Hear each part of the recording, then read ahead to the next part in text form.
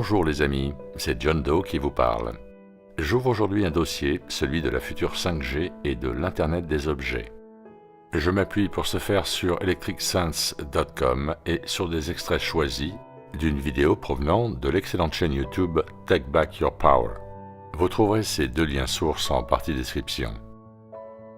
Vous avez toutes et tous, j'en suis sûr, entendu parler de la possible nocivité du champ électromagnétique émis par nos appareils sans fil, tels que téléphones fixes, genre DECT, les téléphones portables et autres routeurs Wi-Fi. Nous sommes aujourd'hui en 4G, mais la fréquence de bande passante utilisée est saturée et il nous faut donc passer à la 5e génération de réseaux mobiles. D'autant plus que la 5G nous promet de connecter entre eux des milliards d'objets à travers le monde, de permettre aux voitures qu'elles s'autoconduisent, aux machines à laver de s'autogérer en réapprovisionnement en lessive et adoucissant, et bien sûr, un streaming et des téléchargements à la vitesse de l'éclair. Selon Fortune.com, la 5G pourra gérer au moins 100 milliards d'appareils connectés et sera de 10 à 100 fois plus rapide que l'actuelle 4G, déjà 10 fois plus rapide que la 3G. En 5G, la vitesse de téléchargement pourra atteindre les 10 GB par seconde. Pour réaliser cela, la 5G va devoir utiliser une bande de fréquence d'onde millimétrique, jusque-là inexploitée, qui se situe entre 30 GHz et 300 GHz. Mais écoutons tout d'abord un extrait de la conférence de presse de Tom Wheeler, alors chairman de la Commission fédérale des communications, donnée le 20 juin 2016, sur le développement de la 5G aux États-Unis.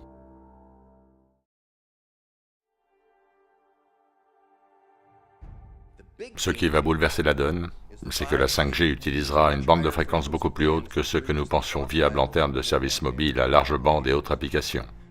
Ces signaux d'ordre millimétrique ont des propriétés qui sont à la fois une limite et un avantage.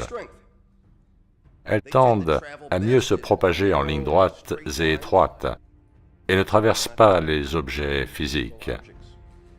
Mais de brillants ingénieurs ont développé de nouvelles antennes qui peuvent diriger et amplifier les signaux. Pour que ceci fonctionne, la mise en place de la 5G va requérir d'intenses infrastructures, nécessitant un déploiement massif de petites unités. J'ai confiance dans la capacité de cette action à générer une corne d'abondance d'innovations inattendues, produisant des dizaines de milliards de dollars d'activité économique. Et ça, bon sang, c'est vachement important. Parce que cela signifie que les entreprises US seront les premières à sortir du lot. Voilà pourquoi la 5G est une priorité nationale. Et ne vous mettez pas en travers du développement technologique. À l'inverse de certains pays, nous ne pensons pas devoir passer les 2 prochaines années à étudier ce que devrait être la 5G ou comment elle devrait être mise en place. Le futur a sa propre manière de s'inventer. Laisser les innovateurs s'exprimer est bien plus profitable que d'attendre que les régulateurs et les comités ne définissent le futur. Nous n'attendrons pas les standards. Nous avons déjà des industries qui se préparent à saisir cette opportunité. Verizon, AT&T nous disent qu'ils commenceront leurs essais de déploiement 5G en 2017 et parlent d'un premier déploiement commercial possiblement dès 2020. Et ce n'est pas fini. Notre plan d'action du 14 juillet prévoit de demander l'ouverture d'autres accès aux bandes de haute fréquence. De nombreuses bandes de haute fréquence que nous emploierons pour la 5G sont utilisées par des satellites actuellement ou d'autres applications du département de la Défense, ou sont tout du moins réservées pour de futures utilisations de ce genre. Ce qui veut dire qu'un partage est nécessaire entre les sans-fil satellitaires et le sans-fil terrestre, un problème concernant surtout la bande de 28 GHz. Mais si quelqu'un vous dit qu'il connaît dans le détail ce que sera la 5G, alors fuyez. Si quelque chose peut être connecté, ce sera connecté. Des centaines de milliards de micropuces connectées dans des objets comme des boîtes à pilules, des systèmes d'arrosage de plantes. Et nous devons rejeter la notion que le futur de la 5G sera au seul bénéfice des zones urbaines. La révolution 5G touchera tous les recoins de notre pays. De nombreuses installations d'antennes sont toujours en attente d'autorisation de la part des autorités locales, ce qui tend le délai de révision des candidatures. Les autorités locales US joueront un rôle important dans la manière dont nous répondrons à cette priorité nationale. Vous ne pouvez être sûr que d'une chose. Les plus grandes applications de l'Internet des objets restent à inventer. Des dizaines de milliards de dollars d'activité économique. Et ça, bon sang, c'est vachement important. Mais il nous faut stopper cette insanité 4 semaines plus tard. Posez des questions, on commence avec vous. Monsieur, vous n'aviez pas à vous en prendre à moi de la sorte. Il y a quelques instants, je tentais de parler à des gens venus assister à cette réunion, des gens qui sont inquiets des radiations de la 5G, et un de vos agents de sécurité est intervenu et a dit à cet homme qu'il ne pouvait pas me montrer le t-shirt qu'il avait l'intention d'arborer pendant la réunion. Ils l'ont forcé à le ranger et confisquer mon pass délivré par le FCC. Ces méthodes sont-elles en accord avec ce qui devrait être dit ici, et quelle est votre réaction sur les agissements de votre staff? Son pass lui a été confisqué par la sécurité du FCC pour avoir discuté avec un militant de la lutte contre les effets nocifs du Wi-Fi. Vous m'apprenez quelque chose, Todd? Bien sûr que c'est un meeting ouvert. Et je suis sûr que votre pass, s'il vous a été retiré par erreur, vous allez le récupérer. Mais il est de la responsabilité de chacun venant ici de se comporter comme il se doit. Le mois dernier, une étude de 25 millions de dollars commandée par le gouvernement et réalisée par la National Toxicology Program concluait que les radiations Wi-Fi augmentaient les risques de cancer. Mais plutôt que d'en tenir compte, tout comme pour les centaines d'autres études en révélant l'aspect nocif, notre gouvernement corporatiste pousse à la va-vite un déploiement de la technologie de surveillance et de communication 5G sur des fréquences non testées allant de 28 GHz à 100 GHz et même plus, et s'emploie à étouffer toute question sur la surveillance et les risques pour la santé. En approuvant la répartition des frontières du spectre, les USA sont le premier pays au monde à identifier et permettre l'accès à un vaste spectre de haute fréquence pour les réseaux et applications 5G.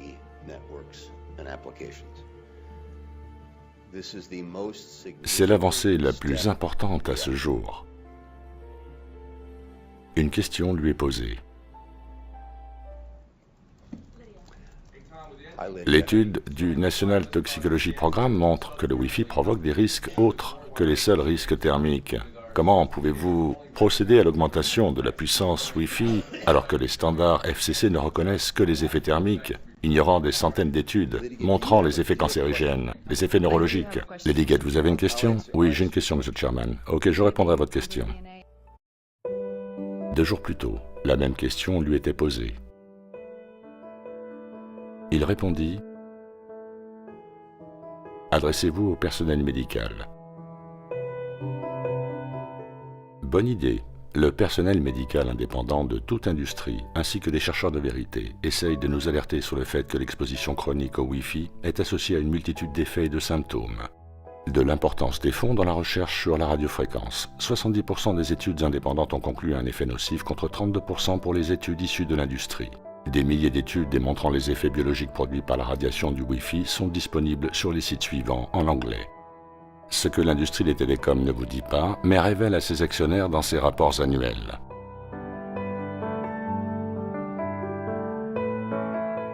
Verizon déclare « Nous faisons l'objet d'un nombre important de procès qui pourraient nous coûter très cher en dommages ou même à l'amiable. La partie Wi-Fi de notre activité fait également face à des préjudices personnels générant des recours collectifs en justice sur la base de prétendus effets sur la santé provoqués par les téléphones sans fil ou d'autres émetteurs de fréquences radio, ainsi que des actions collectives en justice, exigeant la divulgation de nos pratiques marketing liées aux effets prétendument nocifs des téléphones cellulaires sur la santé. Assurer notre défense lors de ces procès peut représenter une grosse dépense. De plus, nous pourrions être contraints de payer d'importantes sommes en guise d'accord ou de dédommagement.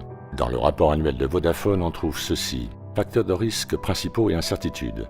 Notre business peut être touché par des risques sanitaires réels ou perçus, liés à l'émission d'ondes radio générées par les téléphones mobiles, les transmetteurs et autres équipements associés. Le risque. Des préoccupations existent sur le fait que les signaux électromagnétiques émis par les téléphones mobiles et les stations de relais puissent poser un risque sanitaire. Les autorités, y compris l'OMS, conviennent qu'il n'existe aucune preuve convaincante pour les experts qu'une exposition à un champ de fréquences radio émanant de téléphones cellulaires et de stations de relais et opérant dans la limite recommandée puisse provoquer des effets nocifs sur la santé. Si cette position venait à changer, certains impacts pourraient en découler, comme un changement de la législation nationale, une réduction majeure de l'utilisation de téléphones cellulaires ou un énorme procès. Rapport annuel d'AT&T. Des procès défavorables ou les conclusions de l'enquête gouvernementale pourraient nous obliger à payer d'importantes sommes. Dans notre déploiement de nouvelles technologies, plus spécifiquement le Wi-Fi, nous faisons aussi face à des litiges, certains actuels, d'autres potentiels, consécutifs à de prétendus effets nocifs sur la santé de clients ou d'employés utilisant cette technologie qui inclut les téléphones cellulaires. Notre défense lors de tels procès peut induire des dépenses considérables telles que des pénalités du gouvernement, nous obligeant à de larges dédommagements ou à un changement opérationnel pouvant matériellement impacter défavorablement nos opérations ou nos résultats financiers. Je vous ai traduit, les 3 premiers et tous ceux qui suivent disent à peu près la même chose.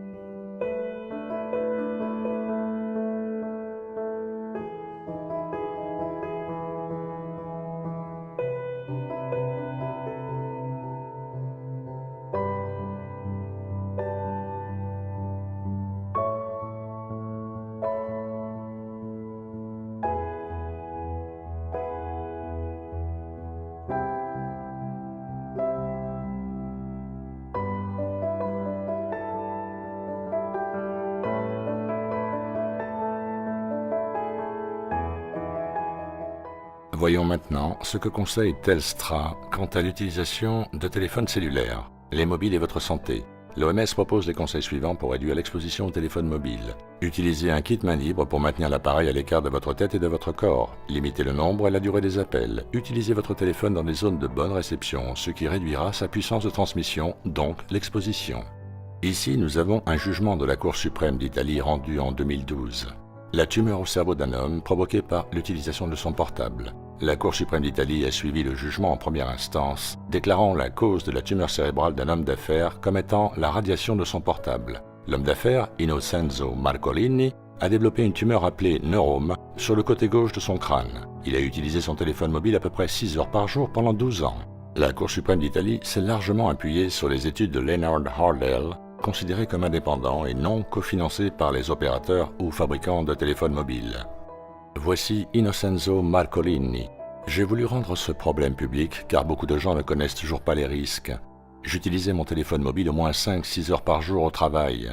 Je voulais que le lien entre l'utilisation du mobile ou du téléphone sans fil et ma maladie soit reconnu. Les parents doivent savoir que leurs enfants courent le risque de cette maladie.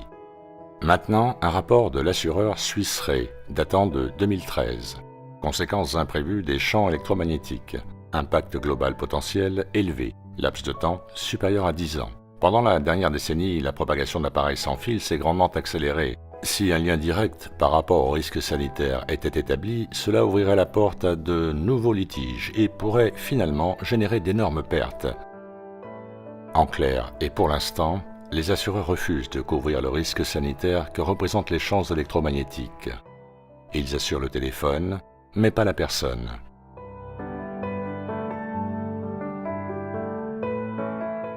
Voyons ici ce qu'a déclaré un juge de la Cour supérieure du district de Columbia en 2014 dans sa décision d'autoriser le témoignage d'un expert lors d'un procès pour tumeur causée par un téléphone cellulaire.